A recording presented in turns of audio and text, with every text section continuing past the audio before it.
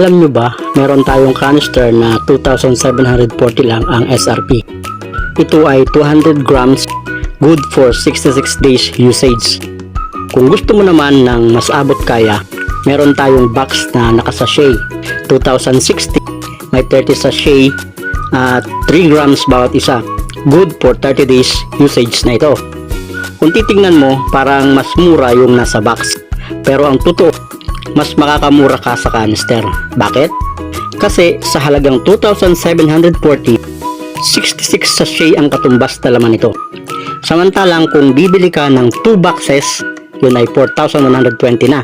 60 sachet lang ang makukuha mo. Oo, 2 months usage na rin yun. Pero mas mabigat sa bulsa. Sa canister, 2,740 lang. 66 sachet na. Ibig sabihin, mas mura na. May dagdag ka pang 6 na sachet.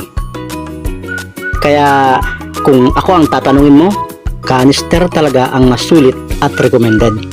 Lalo na kung may health concern ka at seryoso kang gustong gumaling. Pwede ka namang magsimula sa mini box na 720 lang. Ang laman nito ay 10 sachet. Pero dapat malinaw sa'yo. Kung ilang taon mong inalagaan at pinabayaan ang sakit, hindi ito agad-agad mawawala sa 10 sachet lang.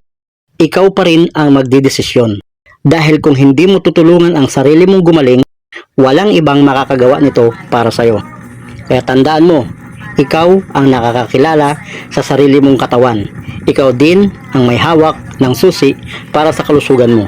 Kung gusto mong magbago ang kalagayan mo, magsimula ka sa tamang paraan.